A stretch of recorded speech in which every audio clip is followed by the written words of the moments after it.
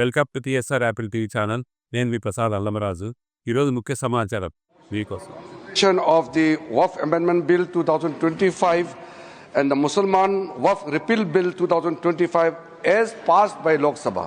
इस महत्वपूर्ण विधेयक लेकर के जब मैं सदन में आया हूं, मैं चर्चा जब प्रारंभ कर रहे हैं तो कुछ बातें शुरू में ही मैं रखना चाहता हूं ताकि डिबेट का स्तर भी अच्छा रहे, ऊंचा रहे, सदन का गरिमा भी बनाए रखे और तर्क सामने में आए और इस महान राज्यसभा के सदन में बहस जो है वो सार्थक रूप से हो और इस बिल को हम सब मिलकर के पारित करें। ये ज्वाइंट पार्लियामेंट्री कमेटी जब बने हैं उसके बारे में मैं अभी जिक्र करूंगा। उससे पहले कमेटी बनने से पहले कई लोगों ने कहा कि इसका कंसल्टेशन जितना होना चाहिए था हुआ नहीं है। मैं इतना जरूर बताना चाहता हूं कि जब हम ये वक्त संशोधन बिल लेके आए और जेपीसी बनाया उससे पहले हमारे अल्पसंख्यक मामलों का मंत्रालय ने व्यापक रूप से देश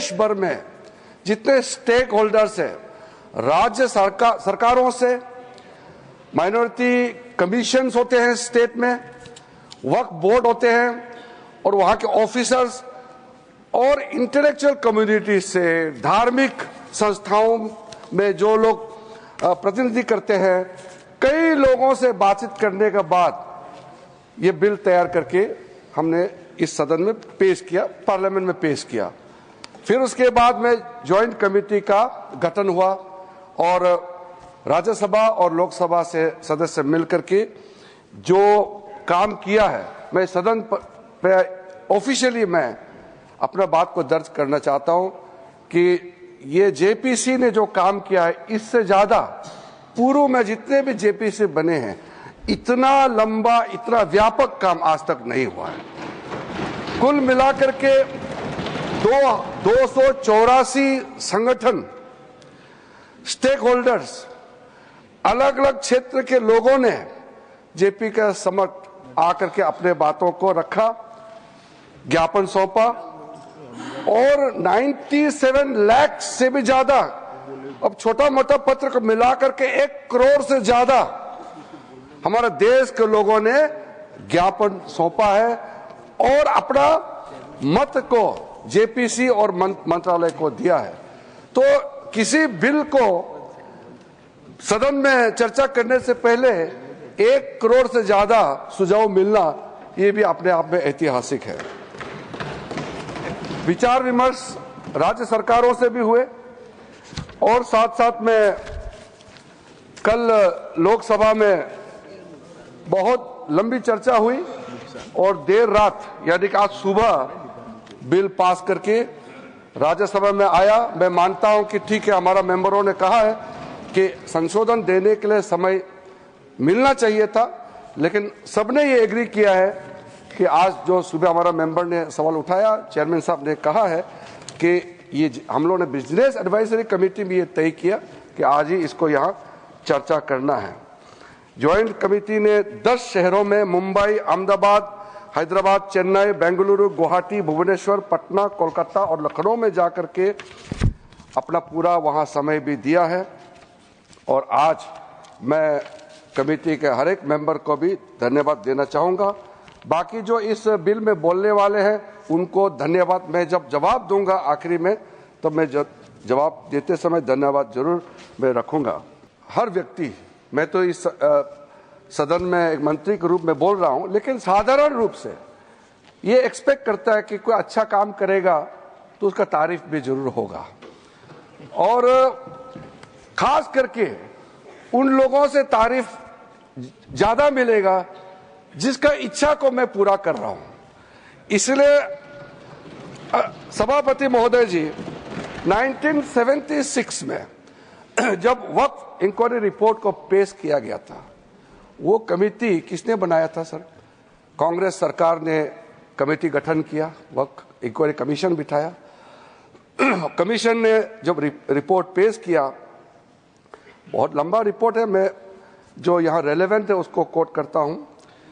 Misuse by Mutawallis and the inquiry committee called out the Mutawalis misusing the authority and power and proposed for steps to be taken to improve the functioning of the Waqf.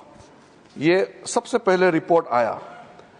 उसके बाद में दूसरा जिक्र किया कि इतना केसेस वक्फ property को लेकर के बना हुआ है, लिटिगेशन इतना ज्यादा लंबित है, इसको सरल करने के लिए सरकार को कदम उठाना चाहिए।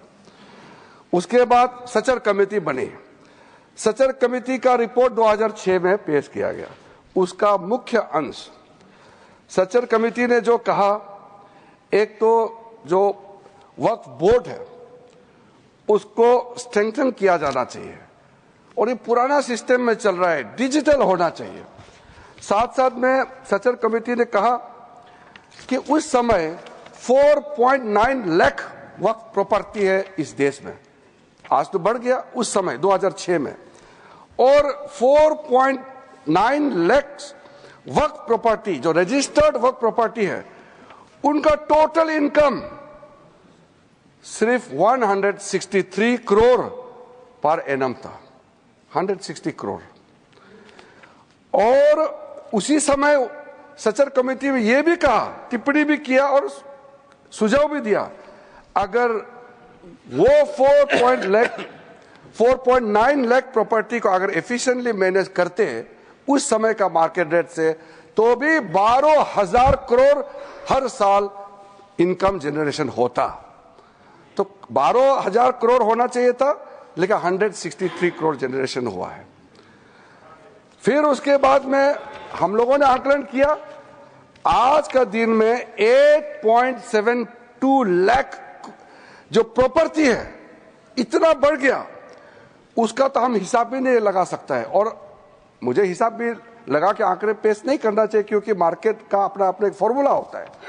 लेकिन एक कॉमन सेंस है कि अगर सचर कमेटी 4.9 लाख प्रॉपर्टी को अनुमान लगाया 12,000 करोड़ इनकम होना चाहिए, तो आज उसको आप आज के समय मार्केट रेट में हिसाब लगा करके आप अनुमान लगा सकते हैं। सचर कमेटी ने यह भी कहा, सेंट्रल वक्फ काउंसिल में और स्टेट वक्फ बोर्ड में और ब्रॉड बेस करके इंक्लूसिव होना चाहिए। ये बंद कमरे में कुछ लोग बैठा है ऐसा लग रहा है, इसको खोलना चाहिए, ब्रॉड बेस करना चाहिए।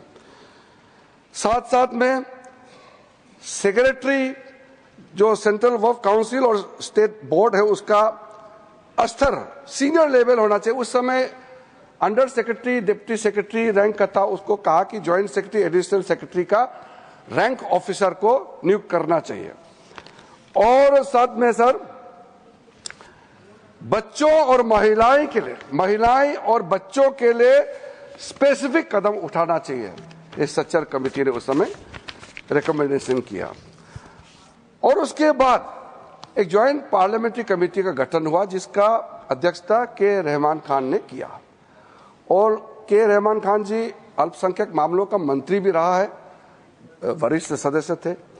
उन्होंने फिर पूरे ऑल पार्टी का सदस्य का एक जेपीसी हेड किया, उसमें कई मुद्दे उन्होंने रखे हैं और रेकमेंड किए हैं। मैं मेन वाला को यहाँ पॉइंट आउट करना चाहता हूँ।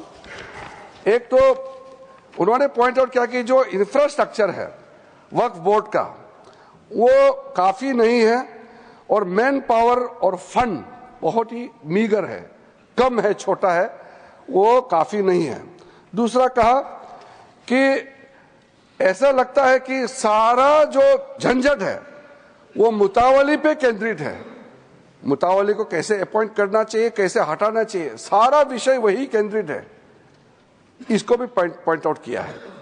फिर डॉक्यूमेंटेशन के बारे में और सर्वे के बारे में वक्फ प्रॉपर्टी और लीगल जो सेटअप होना चाहिए वक्फ को लेकर के, इसके बारे में भी computerisation of Waqf board, central data bank होना चाहिए, इसका भी उस समय का जेपीसी ने कहा, म्यूटेशंस, रेवेन्यू रिकॉर्ड, और to adopt sound and acceptable financial and budgetary practices, इसका भी सुझाव दिया।